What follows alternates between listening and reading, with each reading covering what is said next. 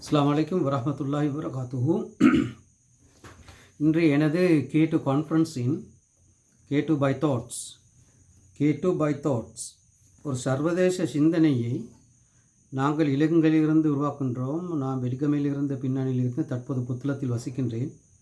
புத்தளத்தில் ஒரு புகழ்பெற்ற காதி நீதிபதி, பல பல்கலைக்கழகங்களில் புகழ்பெற்ற ஒரு விரிவுரையாளர், இலங்கையின் பல மினிஸ்ட்ரீஸில் வேலை செய்த ஒருவர் மட்டுமல்ல, சவுதி அரேபியா, ஐக்கிய ராஜ்யம், Europe life, Saudi life and middle east life, also in Maldives பாரிய செல்வாக்கை செலுத்திய ஒரு ஆளுமை. இன்று எங்களுக்கு ஒரு முக்கியமான ஒரு தினம். ஒன்று, இந்த வருடத்தின் புது நாள் முஸ்லீம் கேலண்டர் படி முஹர்ரம் ஆரம்பித்தாலும் நாம் விரும்பியோ விரும்பாமலோ இந்த கிறிஸ்தவ மத கலண்டருக்குள் சிக்கியிருக்கின்றோம். அது விருப்பம் இருக்கலாம், விருப்பம் இல்லாமல் இருக்கலாம். ஏதோ ஒரு அடிப்படையிலே அந்த கலண்டருக்குள் சிக்கியிருக்கின்றோம். புது வருடம் ஆரம்பிக்கின்றது இன்று. இது சம்பந்தமான பாரிய கருத்து வேறுபாடுகள் இருக்கலாம். பர்த்டே கொண்டாடுவது பற்றி, ஜனவரி 1 கொண்டாடுவதை பற்றி, இப்படி சண்டே தினங்களில் நாங்கள் ஓய்வெடுப்பதை பற்றி பல கருத்து வேறுபாடுகள் இருக்கலாம். எல்லாவற்றையும் போட்டு குழப்பிக்கொள்ளாமல் இன்று இந்த நாட்டின், இந்த உலகத்தின் வருட ஆரம்பத்தில் முதலாவது நாள் ஹாப்பி நியூ இயர் என்ற வாழ்த்துக்களோடு நான் ஆரம்பிக்கின்றேன். உங்களுக்கு தெரியும், இந்த இலங்கையிலே ஒரு பாரிய ஒரு கொந்தளிப்பு இருந்தது. யார் பிரசிடென்ட்? இது மஹிந்த ராஜபக்சாவின் வீழ்ச்சிக்கு, ராஜபக்ச ஃபேமிலி கலாப்ஸ், அதுக்கு பிறகு இந்த அனுரகுமார வரும் வரையில் ஏற்பட்ட அந்த இடைவெளி, மஹிந்த ராஜபக்சவின் பிரதர் கோத்தாபய ராஜபக்ஷ அங்கு துரத்தி அடிக்கப்பட்டார். பாரிய ஒரு அதிர்வலைகள் உருவாகியது. அரகல ஃபேமஸ் ஆகியது, கோத்தா கோகம ஃபேமஸ் ஆகியது, கோத்தா கோ அங்கே புகழ் பெற்றது. எல்லா 225 எம்பிக்களும் கோஹோம் வீட்டுக்குள் செல்ல வேண்டும் என்ற கோஷம் தூக்கப்பட்டது. அதிலே இந்த அறகலைக்கான தற்போது அரசியல் கட்சியில் இருக்கின்ற போப்பகை, அதே மாதிரி வசந்த முதலிகை, அதே நேரம் சுவாஸ்திகா என்ற அந்த பெண், இவர்கள் ஆற்றிய பங்களிப்பை உண்மையில் மறக்க முடியாது. மட்டுமல்ல, நிறைய லாயர்ஸ் அதில் பெரிய பங்காற்றினார்கள், இன்க்ளூடிங் மீ. நான் கூட எனது பங்களிப்பை ஆற்றினேன். அந்த அறகலை பூமிக்கு சென்று எங்களுடைய ஸ்பீச், எங்களோட கன்ட்ரிபியூஷன், எங்களோட பார்ட்டிசிபேஷனை கொண்டு வந்தோம். ஓகே, குறிப்பாக சொல்லப்போனால் உங்களுக்கு தெரியும், ஒரு சாரார் இந்த ஆட்சிக்கு எதிராக போராடுவதை விரும்ப மாட்டார்கள். இஸ்லாமிய கண்ணோட்டத்திலே ஆட்சிக்கு எதிராக போராடுவதை விரும்ப மாட்டார்கள். மன்னர் ஆட்சிக்கு எதிராக பேசுவதை விரும்ப மாட்டார்கள். மோசமான ஆட்சிக்கு எதிராக விரும்புவதை பேச மாட்டார்கள். அவர்கள் எதை விரும்புவார்கள் என்றால், எந்த ஆட்சி நடந்தாலும் எங்களோட பேக்கேஜ் சரி என்றால் அது ஓகே என்ற நிலைப்பாட்டில் இருப்பார்கள். உங்களுக்கு தெரியும், சவுதி சலஃபிகள், வஹாபி தௌஹீத் சலஃபிகள், இவர்கள் சவுதி மன்னராட்சியை விமர்சிக்க மாட்டார்கள். அதே போல் வஹாபி, தாலிபான், ஜமாத் இஸ்லாமி, இவர்கள் கட்டாரையோ அல்லது டர்க்கியையோ அல்லது குவைத்தையோ விமர்சிக்க மாட்டார்கள். ஏனென்றால் இந்த ஒவ்வொரு ஆட்சி அதிகாரத்தோடு இவர்களுக்குள்ள தொடர்பு அனைத்தும் சுயநலம், சடப்பொருள், முஸ்லிம் சமூகத்தை ஏமாற்றுவது, போலி ஜனநாயகம், மன்னராட்சி இஸ்லாமியாட்சி என்று சொல்லுவது, நீதி என்றால் என்னான்னு தெரியாமல் எல்லா இஸ்லாமிய இயக்கங்களும் முஸ்லீம் சமூகத்தை பிழையாக வழிநடத்தி கொண்டிருப்பதை இந்த இடத்திலே நான் உங்களுக்கு மனவேதனையோடு சொல்லிக்கொள்ள விரும்புகின்றேன். பள்ளிவாசலுக்குள் நீதி என்றால் என்ன? உங்களுக்கு தெரியும், புத்தளம் மாவட்டத்திலே பாரிய ஒரு செல்வாக்கையும் மக்கள் கூட்டத்தையும் கொண்டிருக்கின்ற ஒரு சர்ச்சைக்குரிய முஸ்லீம் RSS ஜமாத் இஸ்லாமி, அதுக்குள்ளே படித்தவர்கள், அதுக்குள்ளே லாயர்ஸ், அதுக்குள்ளே இன்ஜினியர்ஸ், அதுக்குள்ளே அந்த டாக்டர்ஸ், இவர்கள் எல்லாம் வைத்து கொண்டு செய்கின்ற அந்த அமைப்பு, அது புத்தளம் மட்டுமல்ல, எல்லா இடங்களிலையும் பார்க்கலாம். முழுக்க அட்டகாசங்களை மேமாற்றத்தோடு நகர்ந்து கொண்டிருப்பதை நாங்கள் வேதனையோடு சொல்லிக்கொள்ள விரும்புகின்றோம். நான் கண்ணால் கண்ட ஜமாத்தே இஸ்லாமின் தலைவர் தான் முல்லா இப்ராஹிம். ஹிம்மாத்தகாம வஹாபி முல்லா இப்ராஹிமும் அவருடைய சகபாடி ஹிம்மாத்தகா அமீன் பேரதனை பல்கலைக்கழகத்தில் இருந்தார்கள். இவர்கள் 2 பேரும் அட்டகாசத்தின் உச்சகட்டத்தை நாங்கள் கண்டோம். அதற்கு பிறகு முல்லா இப்ராஹிமுக்கு பிறகு, வஹாபி முல்லா இப்ராஹிமுக்கு பிறகு ஜாமியா நலிமா ப்ரொடக்ஷன், ரைட், உங்களுக்கு தெரியும், நலிம் ஆஜார் உயர்ந்த இலட்சியங்களோடு அந்த பணம், நிலம், அதுக்குள்ளிருந்து வந்தொருவர் தான் அஜுல் அக்பர், அட்டகாசம் அஜுல் அக்பர். இவர் யார் என்பதை முஸ்லிம் சமூகம் இதுவரை செறிவாக இன்னும் காணவில்லை. இவர் யார், இவர்களுடைய சகபாடிகள் யார், முன்னால் என்ன நடக்கின்றது, பின்னால் என்ன நடக்கின்றது, அதே நேரம் இஸ்லாஹியால் உருவாகிய அந்த நஜா முகம்மது, சோஷியல் ஜெபடைசிங் பார்ட்டி, இப்படி ஒரு காலத்திலே என்எஃப்ஜிஜி, சோஷியல் ஜெபடைசிங் பார்ட்டி, இங்கே NFGG, no focus on good governance. NFGG என்றால் no focus on good governance. Good governance என்ற என்னாண்டே தெரியாதவர்கள் அதுக்கு ஒரு அரசியல் கட்சி உருவாக்கினார்கள். ஜமாத் இஸ்லாமி இந்த கும்பல் டீம் உருவாக்கினார்கள். ஜஸ்டிஸ் என்ற என்னாண்டு தெரியாதவர்கள் சோஷியல் ஜஸ்டிஸ் பார்ட்டி ஓ சோஷியல் ஜெபடைசிங் பார்ட்டி என்று உருவாக்கினார்கள். இப்படி இந்த முஸ்லிம் சமூகத்தின் அவல நிலையை எந்த வார்த்தைகளால் சொல்லுவது என்பதில் நாங்கள் திணறிப்போய் இருக்கின்றோம். எது எவ்வாறு இருந்தாலும் we are talking openly, I am talking openly. இல்லாமல் இந்த பிரச்சனையை தீர்க்க முடியாது. அதற்குள்ளே உங்களுக்கு தெரியும், பள்ளிவாசலுக்குள்ளே பணம் சம்பாதிப்பது ஒரு பாரிய சர்ச்சையாக இருக்கின்ற அதே வேளையில், இதை நாங்கள் தொடர்ச்சியாக பேசிக்கொண்டு வருகின்ற அதே வேளையில், பள்ளிவாசல் மிம்பர் மேடை, பள்ளிவாசல் இமாம், மஸ்க் டுவர், இவைகள் அனைத்தும் ஒரு பக்க சார்பான அரசியலுக்கு பயன்படுத்தப்பட்டதும், நலிம் ஹாஜாரின் மദ്രസா அரசியலுக்கு பயன்படுத்தப்பட்டதும், எல்லா மദ്രസാக்களும் அரசியலில் குதித்ததும், பெரும்பாலான மദ്രസാக்கள் அரசியல் குதித்ததும், பெரும்பாலான முல்லாக்கள் லெப்பைமார்கள் மறைமுகம் நேரடியாக அரசியல் செய்ததையும் நாங்கள் கண்டோம். எனவே பள்ளிவாசலுக்குள் பணம் சம்பாதிப்பது ஒரு சர்ச்சைக்குரிய பிரச்சனை, பெரிய குற்றம். கொத்துபாதுவது பணம் பெறுவது, தொழிப்பது பணம் பெறுவது. So the business is taking place.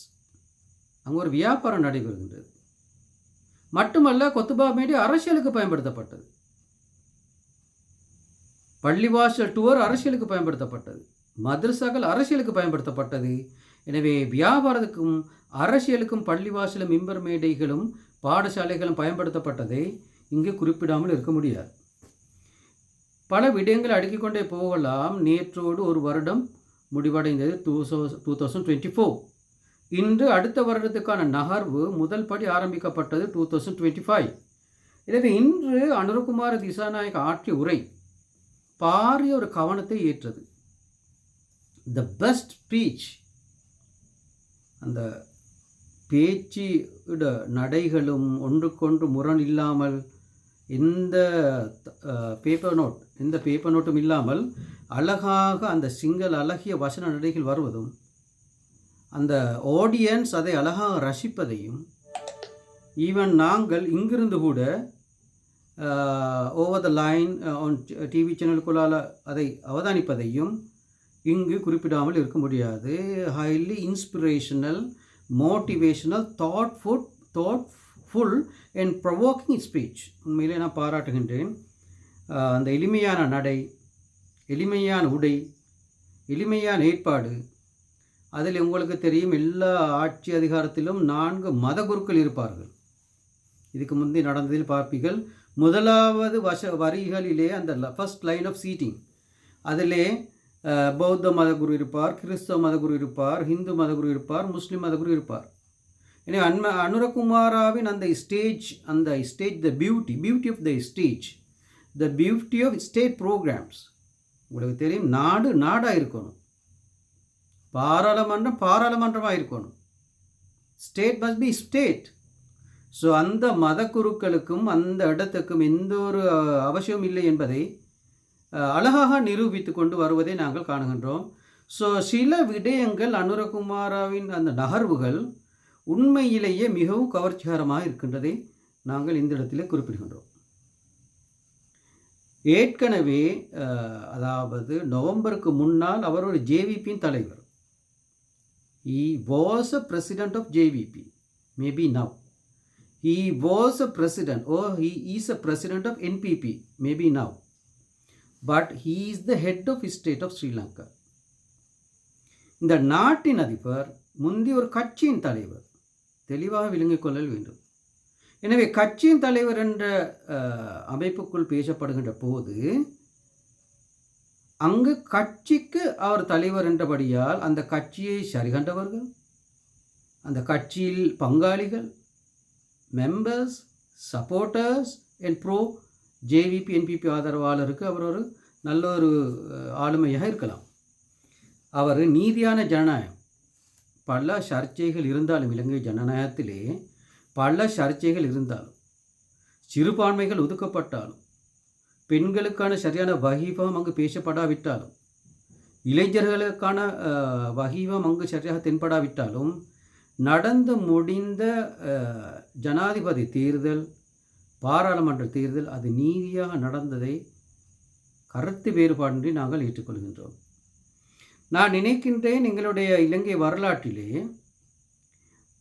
நான் வெலிகமையில் இருக்கின்ற போது அந்த மொன்டெக் ஜெயவிக்ரம மதுரபால இவர்கள் தேர்தல் காலங்களில் குதித்த காலங்களை நாங்கள் கண்டிருக்கின்றோம். SLFI தேர்தல் காலங்களில் குதித்து தேர்தலை ஆக்கிரமித்ததை நாங்கள் கண்டிருக்கின்றோம். அதே நேரம் JVPயின் ஒரு மோசமான வடிவத்தையும் நாங்கள் கண்டிருக்கின்றோம். 1972 என்பது நான் குழந்தை பருவம். 1987 நடந்த ஒரு சம்பவம் தான் வெலிகமையிலே புகழ்பெற்ற ஹுசைன் ஆச்சார். வெலிகமையிலே கல்பொக்கையிலே புகழ்பெற்ற ஹுசைன் ஆச்சார் இவர் அந்த நேரம் பாரி மதரசா பாரி பள்ளிவாசலின் நிர்வாகி மட்டுமல்ல, ஸ்ரீலங்கா ஃப்ரீடம் பார்ட்டி சிரிமா பண்டாரநாயக்காவோடு மிக நெருங்கி தொடர்பு இருந்தவர். வெலிகமை SLMC ஆர்கனைசர் மட்டுமல்ல, ஒரு பாப்புலர் ஃபிகர், எல்லோருக்கும் உதவி செய்யக்கூடிய நல்ல பண்பை கொண்டொருவர் தான் ஹுசைன் ஆச்சார். அந்த ஆளுமையோடு அந்த பணி அங்கே வெலிகமையில் முடிவடைந்தது. அவரை JVP எப்படி கொண்டார்கள் என்பதை அந்த மக்கள் இன்னும் சொல்லுவார்கள். அவர் செய்த குற்றம் என்னென்றால், பேரின அரசியல் கட்சியிலே அவர் ஒரு பங்காளியாக இருந்ததும், அதிலே வெலிகமை ஆர்கனைசராக இருந்தது தான் குற்றம். ஒரு மிக கௌரவமான நல்ல குடும்பத்தை பிரதிநிதித்துவப்படுகின்ற வெலிகமையில் எல்லோருக்கும் ஒரு முன்மாதிரியாக இருந்தொருவர் தான் வெலிகமை ஹுசைன் ஆச்சார். அவர் கொலை செய்யப்பட்டது JVP அங்கத்தவர்களால். அதற்கு சில முஸ்லீம் UNP சகபாடிகளும் உதவி செய்ததை இந்த இடத்தில் நான் குறிப்பிட விரும்புகின்றேன். எனவே இதை நாங்கள் கண்களால் வெலிகமையிலே கண்ட ஒரு விடயம். 1987 A-level முடிந்தவுடன் சுமார் 2 வருடம் அந்த கேம்பஸ் மூடப்பட்டது. Campus kept close. A-level முடிஞ்சு பல்கலைக்கழகம் செல்லாமல் 3 வருடத்துக்கு பின்னர் தான் நாங்கள் பல்கலைக்கழகத்துக்கு செல்கின்றோம். எனவே அந்த 3 வருட வாழ்க்கை சுக்குநூறாகியதையும், டிரான்ஸ்ஃபார்மர் தீப்பற்றி இருந்ததையும், பஸ்கள் CTB பஸ்கள் தீப்பற்றி இருந்ததையும், பாலங்கள் உடைக்கப்பட்டதையும், பின்னால் வந்து எங்களுடைய வீட்டு கதவை தட்டியதையும், என்னை பிடித்ததையும், இப்படி ஒவ்வொன்றை அடுக்கி கொண்டு போகலாம். இவைகளை செய்தவர்களெல்லாம் தேங்காய் திடரும் பொல்ஹோரா அம்பஹோரா செய்யக்கூடிய சின்ன சின்ன பாய்ஸ், ஆயுதங்களை கையில் வைத்து கொண்டு மக்களை பயமுறுத்தி பலாத்கார ரீதியாக வீட்டுக்குள் வந்து பொருட்களை திருடியதும், பெண்களுக்கு அச்சுறுத்தல் வழங்கியதும், பாரி ஒரு சர்ச்சையும் கிளப்பிய ஒரு வரலாறே மறக்க முடியாது. பட் உங்களை பார்க்கலாம், இந்த அண்மைக்கால நகர்வுகள் அந்த பழைய கசப்பான வரலாற்றை கம்ப்ளீட்டாக மறந்து எங்கள் மனதிலிருந்து எடுத்துவிட்டு செல்வதை நாங்கள் பார்க்கலாம். அதே நேரம் நான் அடிக்கடி சொல்லுகின்ற விஷயம்தான், அந்த JVP தலைவர், அதே மாதிரி அந்த தலைவரின் மனைவி, அந்த குடும்பத்தின் முழு வாழ்க்கை வரலாறையும் ஃப்ரோசன் ஃபயர் அந்த கின்னின் சீத்தில் அந்த படத்தை கூடாக கமல் அத்தராட்சி வெளிக்கொண்டு வந்து இருக்கின்ற அந்த ஒரு உண்மையான ஒரு காத்திரமான படைப்பை நாங்கள் பார்த்தோம்.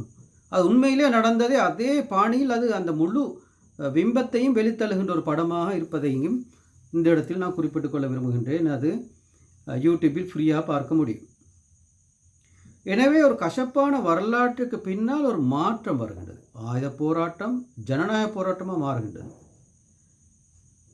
சிவப்பு கலர் அவர்களுடைய உடை வெள்ளை கலர் உடையாக மாறுகின்றது, அல்லது சிவப்பு அல்லாத ஒரு கடை உடையாக மாறுகின்றது. ரிவல்யூஷனரி மார்க்சிசம் ஒரு டெமோக்ராட்டிக் மார்க்சிசமாக மாறுகின்றது. இப்படி பாரிய மாற்றங்களோடு இன்று ஆட்சியை பிடிக்கின்ற அளவுக்கு ஒரு செல்வாக்கு மிக்க ஒரு தலைவராக அனுரகுமார திசாநாயக்கா அவர்களை குறிப்பிடலாம்.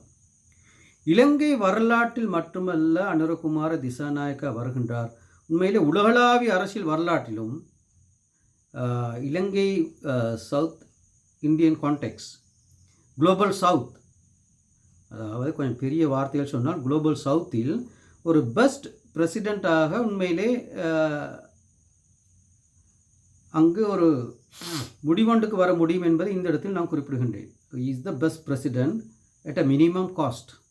Okay, violence free, cost minimum. அதே நேரம் பாரிய பெண்களின் பலத்தோடு, இளைஞர்களின் பலத்தோடு, புதிய புத்தாக்கங்கள். நான் ஜேவிபியின் ஒரு கான்ஃபரன்ஸுக்கு நாரகம்பேட்டையில் பங்கெடுத்தேன். அந்த கொரோனா கால பகுதியில் நான் களம்பில் இருந்தபோது, அதுக்கு முன்னாலும் உண்மையிலே அந்த கான்ஃபரன்ஸுக்கு நான் பங்கெடுத்த போது அந்த பழைய ஜேவிபி, அந்த பழைய கேப், பழைய தாடி, பழைய அந்த சிவப்பு கலரோடு இல்லாமல் ஹை டெக்னாலஜி ப்ரெசன்டேஷனோடு அனுரகுமார ஒரு வெஸ்டர்ன் ஸ்டைலிஷ் மாடர்னைஸ் ஒரு ஆளாக கண்டேன். உண்மையிலே நான் அன்றே நான் விளங்கினேன், இதில் அடுத்த ஸ்டெப் பாரிய ஒரு மாற்றத்தை கொண்டு வரும் என்பது. ரைட். எனவே இது எவ்வாறு இருந்தாலும் இன்று நடைபெற்ற இந்த நிகழ்ச்சியோடு இன்று எனது 10வது நாள் இந்த முஸ்லிம் சமூகத்தின் பண்புகளை பற்றி நான் பேசியிருக்கின்றேன். அதற்கு முன்னால் இன்றைய இந்த நிகழ்வில் ஒரு முக்கியமான ஒரு சில விஷயங்களை கூறலாம்னு நினைக்கின்றேன். இன்று அனுரகுமார திசாநாயக்கா www.cleansrilanka.org ஆர்கனைசேஷன் வெப்சைட்டை திறந்து வைத்தார். அது 3 மொழிகளிலும் இருக்கின்றது. அதே நேரம் அதுக்கான சகல வழிகாட்டல்களும் அதுக்குள்ளே இருப்பதை நாங்கள் பார்க்க முடிகின்றது. ஸோ ஒஃபிஷியலாக திறந்து வைக்கப்பட்ட அந்த வெப்சைட் மட்டுமல்ல, அந்த ஓப்பனிங் ஸ்பீச், அந்த ஓப்பனிங் ஸ்பீச்சிலே அந்த வசனமாக word by word, case by case, matters by matters நாங்கள் ஆய்வுக்கு கொண்டு வருவோம். அதே நேரம் இன்னொரு விஷயத்தை அவர் குறிப்பிட்டார். நிறைய ஹை பொசிஷன், உதாரணமாக ஹார்பரில் இருப்பவர்கள், பெரிய பெரிய ஹை பொசிஷன் ஸ்டேக் ஹோல்டர்ஸ், அவர்களெல்லாம் இலவசமாக சேவை செய்கின்றார்கள் என்ற ஒரு கருத்தை அவர் முன்வைத்தார். பெயர் எந்த நிறுவனம் என்பதை முன்வைத்தார். உண்மையிலே அது நல்ல ஒரு விஷயம். நாங்கள் பார்க்கலாம், இந்த ஜேவிபி இந்த நகர்வுல நிறைய விஷயங்கள் படிக்கிறதுக்கு. இது நான் என்னோடய ஃபேஸ்புக்கில் அடிக்கடி பேசப்பட்ட ஒரு விஷயம். அரசியல் எப்படி செய்வது என்பதை ஜேவிபியிலிருந்து படிக்க முடியும்.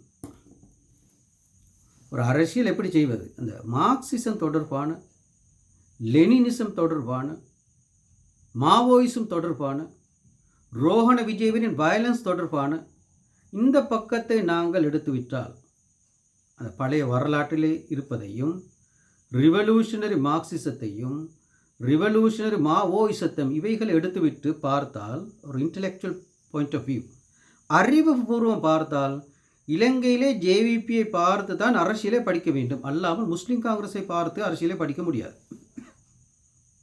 அல்லது ரிஷாத் பதுதீன் ஏசியன்ஸை பார்த்து அரசியலை படிக்க முடியாது. அத்தாவுல்லாவை பார்த்து அரசியலை படிக்க முடியாது. உண்மையிலே முஸ்லீம் சமூகத்திலே ஒரு அரசியல் ஆளுமை, ஒரு தனி பரிமாணத்தை கொண்டு வந்து எம்எச்எம் அஷ்ரஃப், ஐ ஆம் இன்ஃப்ளூயன்ஸ் பை ஹிம், அவரால் நான் கவரப்பட்ட ஒருவன், நலீம் ஹாஜாரினால் கவரப்பட்ட ஒருவன். இன்று ஜாமியா நலீமியாவின் சர்ச்சைக்குரிய நிலையையும், முஸ்லிம் காங்கிரஸ் தலைவர் மட்டுமல்ல அங்கத்தவர்கள் கூட பலர் உள்ளே வந்திருந்தாலும், அது ஒரு த பெயின்ஃபுல், அந்த ஃபுட்போட்டில், பஸ்ஸில் ஃபுட்போட்டில் வந்தவர்கள் என்று சொல்லலாம். அந்த வெற்றியை ஒரு பெரிய ஒரு வெற்றியாக பார்க்க முடியாது. பெரியதொரு வெற்றியாக பார்க்க முடியாது. ஒரு மயிரிலையில் இந்த மினிமம் லெவலில் தான் ஈவன் எங்களுடைய எஸ்எல்எம்சி தலைவர் ரவுஃப் ஹக்கீம் அவர்கள் வெற்றியடைந்தார்கள். அதே நேரம் நாங்கள் பார்க்கலாம், வெற்றிகரமான இன்னுமொரு பக்கம் என்னவென்றால், உங்களுக்கு தெரியும், யூசுப் முஃப்தி சகோதரர் அல்லது ஆலிம் யூசுப் முஃப்தி அவர்கள் எலெக்ஷனுக்கு முன்னால் ஆற்றிய உரை தற்போது இருக்கின்றது எனது யூடியூப் தளத்திலே. எல்லா இடங்களிலும் இருக்கின்றது. முஸ்லீம் அரசியல்வாதிகள் என்ன செய்தார்கள் என்ற தலைப்பிலே அவர் பேசி அந்த அரசியல் தளத்தை குழப்பிவிட்டார் என்பதையும் இந்த இடத்திலே நான் மனவேதனையுடன் குறிப்பிடுகின்றேன். உதாரணமாக நீங்கள் பார்க்கலாம், மெல்கம் கார்டினல் ரஞ்சித் எவ்வளவு பொறுப்பாக நடந்து கொள்கின்றார் என்பதை பாருங்கள். அல்லது சிங்கள சமூகத்திலே அஸ்கிரிய மல்வத்த தேரோக்கள், சிங்கள சமூகத்திலே அஸ்கிரிய மல்வத்த தேரோக்கள் இருக்கின்றார்கள். இங்கே மெல்கம் கார்டினல் ரஞ்சித் இருக்கின்றார். அதே மாதிரி தமிழ் சமூகத்தில் எத்தனையோ பெரிய பெரிய சுவாமிகள் இருக்கின்றார்கள். அவர்கள் ஒருவரும் அரசியலுக்குள் மூக்கை நுழைக்காமல், அந்த சமூகம் சார்ந்த அரசியல்வாதிகளை திட்டு தீர்க்காமல், சதி செய்யாமல், அயோக்கியத்தனம் பேசாமல், அவர்கள் ஜனநாயக நீரோட்டத்திலே அவர்களுடைய வாக்களித்தார்கள். எந்த அரசியல்வாதிகள் வந்தாலும் அவர்களோடு ஒரு கொலபரேஷன், ஒரு கோஆப்ரேஷன் அது அங்கு நிறுவப்பட்டதை அல்லாமல், இவர்களுக்கு வாக்களியுங்கள், இவர்களுக்கு வாக்களிக்காதீர்கள். இந்த கிறிஸ்தவ சமூகத்தில் இருக்கக்கூடிய அரசியல்வாதிகள் என்ன செய்தார்கள்? அஸ்கிரிய மல்வத்த தேரோக்கள் அவர்கள் கேட்கவில்லை. இந்த பௌத்த சமூகத்தில் இருக்கின்ற தலைவர்கள் என்ன செய்தார்கள்? அல்லது தமிழ் சமூகத்தில் இருக்கக்கூடிய அந்த சுவாமிகள் கேட்கவில்லை, தமிழ் தலைவர்கள் என்ன செய்தார்கள்? That is none of their business. Right? இது பள்ளிவாசலையும் குத்துபா மேடைகளையும் மதத்தையும் கேபிட்டலைஸ் பண்ணி முஸ்லிம் சமூகத்தை பிழையாக வழிநடத்துவதை கண்களால் கண்டோம். இதுக்கு ஆங்கிலத்திலே ஒரு வசனம் இருக்கின்றது, டி ரெயிலிங்.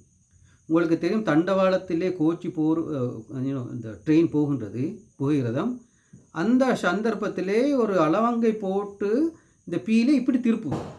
அப்போ அந்த ட்ரெயின் அப்படியே விழும். டி ரெயிலிங், தடம் பிறளச் செய்வதை நாங்கள் கண்டோம். இது சம்பந்தமான காரசாரமான சில வேர்ட்ஸ்களை கூட, வசனங்களை கூட நான் யூஸ் பண்ணி என்னை ஃபேஸ்புக் தளத்திலேயே என்னை யூடியூப்லேயே நான் போட்டிருக்கின்றேன். ரைட்?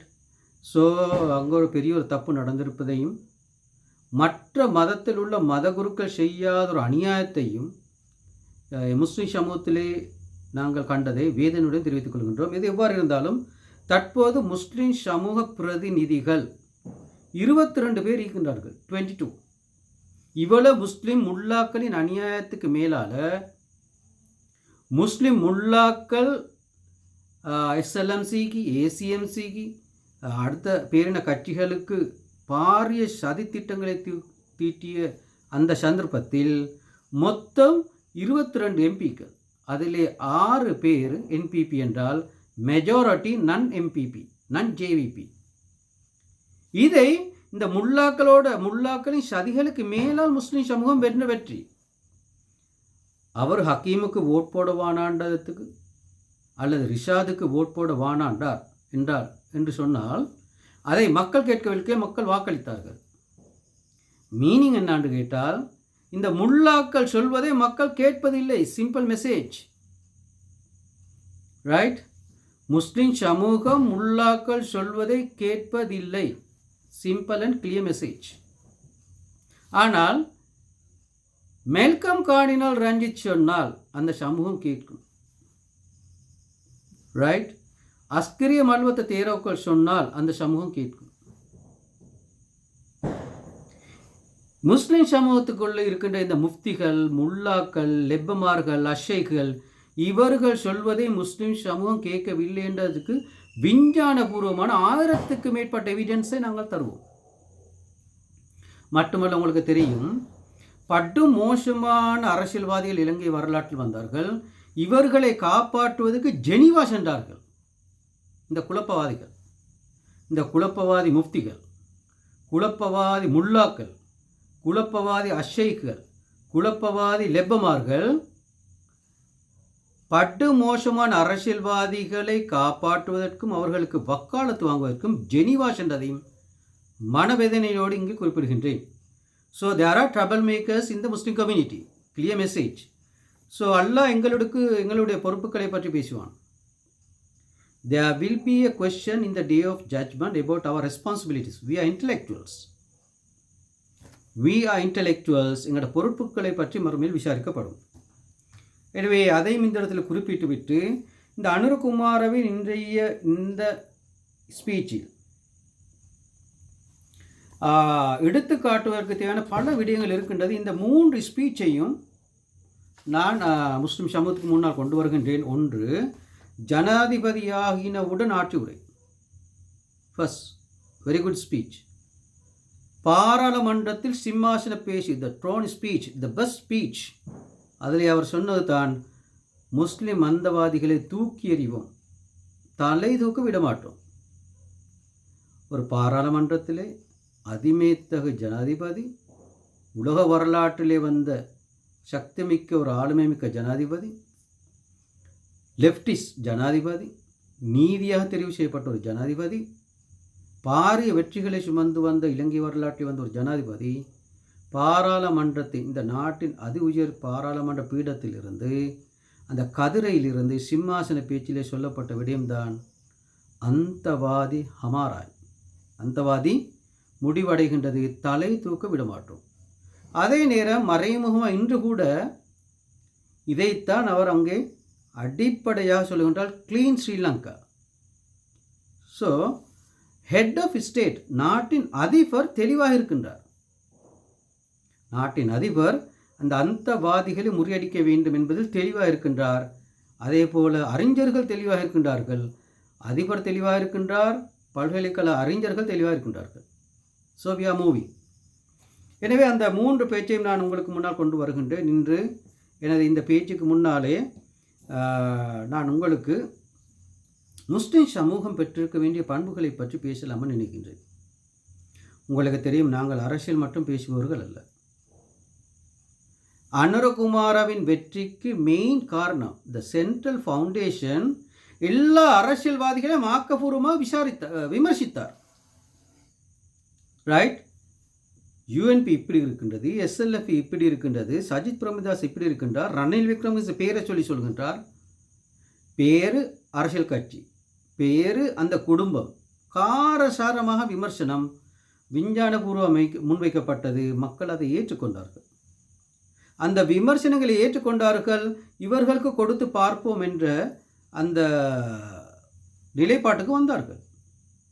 எனவே கிரிட்டிசிசம் இஸ் ரஹ்மத் என்று நாங்கள் சொல்லுகின்றோம். அஹ்தமல் ஜிஹாதி கலிமத்துல் ஹக் இந்த சுல்தானுல் ஜாயிர். ரைட்? நீதி என்றால் என்னான்னு கேட்டால், அழகிய போராட்டம் என்றால் என்னான்னு கேட்டால், அநீதிக்கு எதிராக பேசுவது, நீதியை ஆட்சி அதிகாரத்தில் கொண்டு வருவது.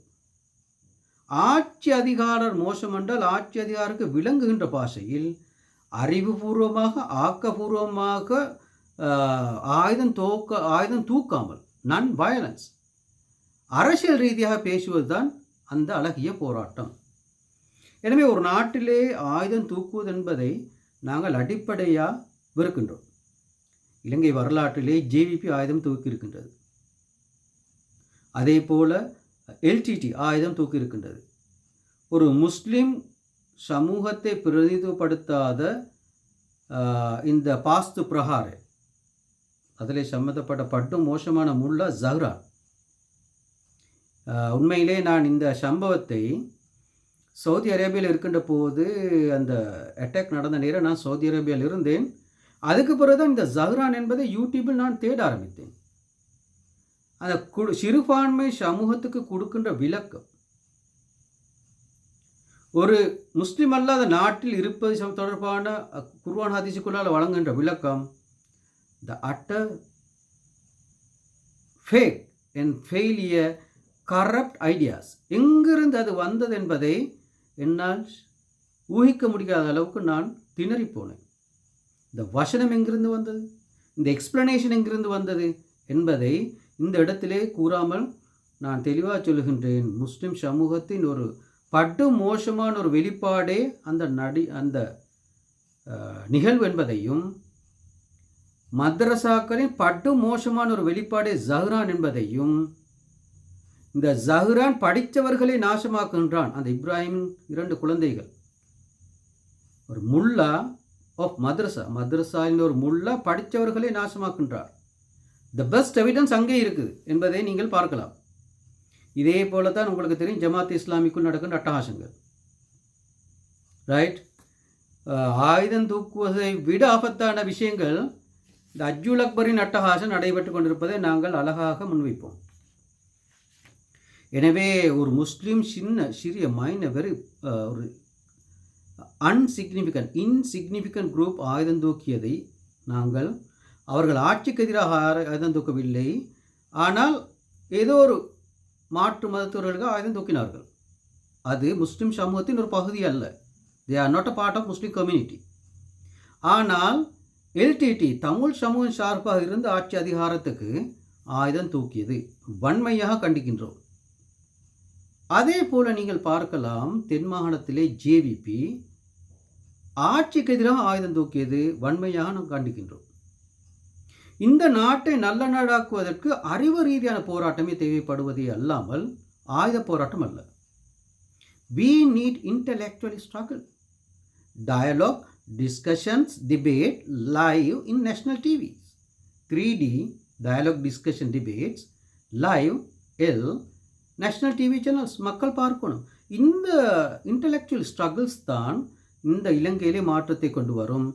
Even if you take sometimes அதுதான் சுமூகமான, ஆரோக்கியமான, அறிவுபூர்வமான, ஜனநாயக ரீதியான, நாகரிகமான ஒரு வெளிப்பாடாகவே அதை நாங்கள் பேசுகின்றோம். இதுக்கு தவிர வேறு ஆப்ஷன் ஒன்றும் இல்லை.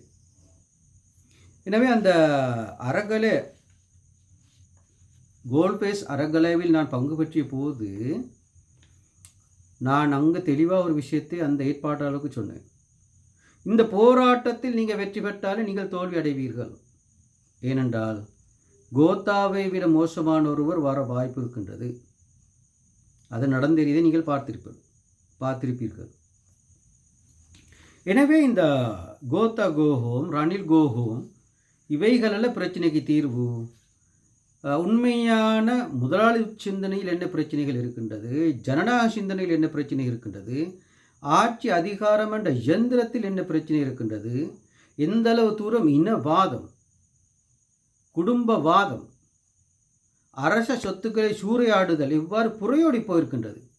இன்று கிளீன் ஸ்ரீலங்கா என்று ஜனவரி 1 அனுரகுமார திசாநாயக்கன் அந்த உரையிலே ஒரு தெளிவான ஒரு மெசேஜ் இருக்கின்றது. இந்த நாட்டை கட்டியெழுப்ப வேண்டும். தெரிச்ச ரட்டக், ஓகே, அதாவது துருப்பிடித்த ஒரு நாடே இப்போது இருக்கின்றது. இதை நாங்கள் மீண்டும் கட்டியெழுப்ப வேண்டும் என்பதை தெளிவாக சொன்னார். எனவே நான் இன்று வருகின்றேன். எனது main talk of the day today ஒரே அரசியல்வாதிகளையும்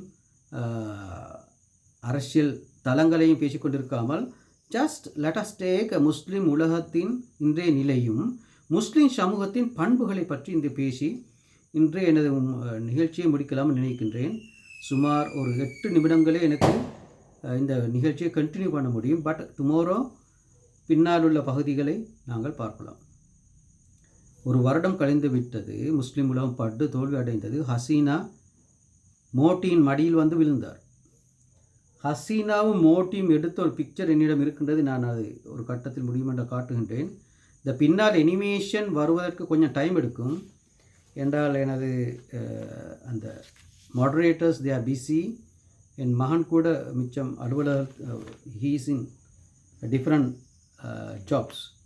எனவே அதுக்கு டைம் எடுக்கும். முடிந்த அளவிலே இந்த நேரடி ஒளிபரப்பிலே என்னால் கருத்துக்களை முன்வைக்கலாம் நினைக்கின்றேன். பட் ஒரு காலத்தில் பின்னால் இந்த வீடியோவை பார்த்தால் அந்த தேவையான அனிமேஷன் இருக்கும், தேவையான சப்போர்ட் வீடியோஸ், சப்போர்ட் பிக்சர்ஸ் இருக்கும். முஸ்லிம் நிலத்தின் ஒரு தலைவி ஹசீனா மோட்டியின் மடியில் வந்து விழுந்தார். இதை நீங்கள் கண்டிருப்பீர்கள். அதே நேரம் முஸ்லிம் உலகத்தின் ஒரு இமாம், ஒரு தலைவர் யார், ஆசாத், ரஷ்யாவில் போல் தஞ்சமடைந்தார். சத்தாம் ஹுசைன் குளியராயில், அதாவது டாய்லெட்டுக்கு போல் ஒழித்திருந்தார். அதே நேரம் நாங்கள் பார்க்கலாம் எஜிப்டிலே, அதே மாதிரி டியூனிஷியாவிலே, லிபியாவிலே நடந்த சம்பவங்கள். எனவே அரப் வசந்தம் பணியை இன்னும் செய்து கொண்டிருக்கின்றது. அவ்வாறு என்றால் இந்த முஸ்லிம் சமூகத்தின் சில பண்புகளை இந்த இடத்தில் நான் குறிப்பிடலாமல் நினைத்து இந்த சொற்பொழிவை இன்று நிறைவு செய்து இதிலிருந்து நாளைக்கு இதன் தொடர்ச்சியான ஒரு கருத்தை முன்வைக்கலாமல் நினைக்கின்றேன். முஸ்லிம் உலகம் முடியும் வரை தனது பணியை செய்து கொண்டிருக்கும். ஜாலிகல் கிதாப் லா ரைப ஃபீஹி ஹுதல் லில் முத்தகீன். அது மட்டுமல்ல, வெம அர்சால்னாக இல்லா ரஹமத்துன் லில் ஆலமீன். நாங்கள் விளங்கோணம் ஆளுகின்ற ஒரு சக்தி, த ரூலிங் பவர், அது இலகுவான ஒரு விஷயம் அல்ல. சிலர் யோசிக்கலாம், இஸ்லாத்தில் அரசியல் இல்லை, அரசியத்தில் இஸ்லாம் இல்லை. இந்த வாத பிரதிவாதங்கள் வேறு. அதே நேரம் அரசியல் என்ற பெயரிலே தாலிபான் அரசியல், வஹாபி அரசியலை கொண்டு வந்து நுழைப்பது, அந்தவாதி அரசியலை கொண்டு வந்து நுழைப்பது, அது வேறு விடியும். எது எவ்வாறு இருந்தாலும் there is a rule and rule of law and the ruler, ஆட்சியாளர் இருக்கின்றார். அஹ்மல் ஜிஹாதி கலிமத்துல் ஹக்க இந்த சுல்தான், சுல்தானு ஜாயிர், தப்பு செய்கிற அரசனுக்கு முன்னால் தைரியமாக போய் ஹக்கை பேசுவதுதான் அழகிய போராட்டம் என ஒரு ஹதீஸ் இருப்பதை நான் லண்டனில் படித்தேன். இலங்கையில் அந்த ஹதீஸ் எனக்கு கிடைக்கவில்லை. ஏனென்றால் இலங்கையிலே இருக்கின்ற சூஃபிசத்துக்குள்ளாலேயோ, தப்லீக் ஜமாத்துக்குள்ளாலேயோ, ஜமியத்துல் உலமாவுக்குள்ளாலேயோ, அல்லது இந்த ஃபேக் ஃப்ராட் ஆர்கனைசேஷன் ஜமாத் இஸ்லாமின் அலிமைகளுக்குள்ளாலேயோ இவைகள் வரமாட்டுது. மட்டுமல்ல, தௌஹீதை எடுத்தால் அவர்கள் அரசியலை பேசுகின்றவர்கள் அல்ல. ஈவன் பி ஜெயலலிதாப்தீன் கூட அரசியல் தொடர்பான சிறந்த ஒரு விளக்கத்தோடு இஸ்லாமிய கருத்துக்களை முன்வைப்பவர் அல்ல. பட் அவருடைய இயலுமைக்கேற்ப அவர் கருத்துக்களை முன்வைத்திருக்கின்றார். அந்த இஸ்லாம் ஒரு எளிய மார்க்கம் என்ற அடிப்படையிலே அது ஒரு பாரிய தாக்கத்தை செலுத்தி கொண்டு வருகின்றது. அவரால் முழு இஸ்லாமிய சாம்ராஜ்யத்துக்குமான இஸ்லாமிய பொருளாதாரம் என, முழு இஸ்லாமிய சாம்ராஜ்யத்துக்குமான இஸ்லாமிய அரசியல் சிந்தனை என, முழு இஸ்லாமிய சாம்ராஜ்யத்துக்குமான இஸ்லாமிய சட்ட சிந்தனைகள் என, முழு இஸ்லாமிய சாம்ராஜ்யத்துக்குமான பெண் நிலை என்ன, இப்படி அந்த பாரிய ஒரு சர்வதேச தலைப்புகளில் அவருக்கு சில பரிச்சயங்கள் இல்லாமல் இருக்கலாம். But according to his capacity, ஒரு மனிதனின் இயலளவுக்கேற்ப அவர் செய்கின்ற பணி இந்தியாவிலிருந்து இலங்கையை ஒரு பாரிய ஒரு ஆக்கிரமிப்பை, அறிவு ரீதியான ஒரு ஆக்கிரமிப்பில் இருக்கின்றார். ஈவன் நான் கூட பி ஜெயலலிதாபுதீன் அவர்களிடமிருந்து படிக்கின்ற அளவு அதிகம் அவருடைய வீடியோக்களாக. எனவே நாங்கள் பார்க்கலாம் இந்த முஸ்லிம் சமூகத்தின் பண்புகள். முதலாவது பண்பு அல்லாவின் சமூகம், உம்மா ரப்பானியா, இது அல்லாவின் சமூகம். இரண்டாவது உம்மத்து ரிசால, இது அழைப்பை சுமந்த சமூகம். மூன்றாவது உம்மத்தம் வசத்த, இது ஒரு நடுநிலையான சமூகம். உம்ம ஹாலித, அது ஒரு நிலையான சமூகம். இதை தவிர இன்னும் பாரிய அளவுகளில் இந்த சிந்தனை போக்கு எங்களுக்கு வளர்த்து கொண்டு வரலாம். உம்மா ரப்பானியா, இது ஒரு அல்லாவின் சமூகம். உம்மத்து ரிசாலா, அழைப்பை சுமந்த ஒரு சமூகம். நடுநிலையான சமூகம் உம்மத்தம் வசத்த, உம்மா ஹாலிதா, உலகம் முடியும் வரை இந்த சமூகம் நிலைத்து நிற்கும். இந்த 4 பண்புகளையும் இந்த முஸ்லீம் உலகம் கொண்டிருக்கின்றது. அது முஸ்லீம் நிலத்தில் இருந்தால் என்ன, minorities in the west, minorities in ஸ்ரீலங்காவோ இன் இந்தியா, தெளிவாக வைத்துக்கொள்ள வேண்டும். முஸ்லிம் நிலம் அண்ட் மைனாரிட்டிஸ். மைனாரிட்டிஸில் 2 பகுதியில் இருக்கின்றது. The west and model and India and Sri Lankan model, totally different. உண்மையிலே ஐரோப்பாவில் இருக்கின்ற ஒருவருக்கு வாக்களித்து உரிமைகளை பெற வேண்டிய அவசியம் இல்லை. அந்த மேற்கத்திய சிஸ்டம் இட் வில் டெலிவர். உங்களுக்கு தெரியும், நான் அண்மையிலே CNN ஒரு வீடியோ ஒன்றை பார்த்தேன். செய்தி அறிவிப்பாளர் முஸ்லீம் அடையாள உடையோடு தலையை மறைத்து கொண்டு CNN அந்த ரூமுக்குள் செய்தி வாசிக்கின்ற ஒரு பெண்ணை நான் காண்கின்றேன். ஐரோப்பிய UK பாராளுமன்றத்தில் நிறைய முஸ்லிம் பெண்கள் இருக்கின்றார்கள். அவர்கள் முஸ்லிம் நிலத்தில் அவர்களுடைய ஃபாரின் பாலிசி தான் பிரச்சனை அல்லாமல் அந்த நாட்டுக்குள்ளே முஸ்லிம்களை நடத்துவதில் பாரிய சர்ச்சைகள் இல்லை என்று சொல்கின்றேன். நானும் ஐரோப்பியில் இருந்து வருவேன். எனவே இந்த தலைப்பு நாளைக்கு கூட தொடரும். முஸ்லிம் சமூகத்தின் பண்பு உம்மா ரப்பானியா, உம்மதம் வசத்த, உம்மத்து ரிசாலா, உம்மா ஹாலிதா, இந்த தலைப்புகளிலே நாளை எனது கருத்துக்களை முன்வைக்கலாம்னு நினைக்கின்றேன். அஸ்ஸலாமு அலைக்கும் வரஹ்மத்துல்லாஹி வபரகாத்துஹு.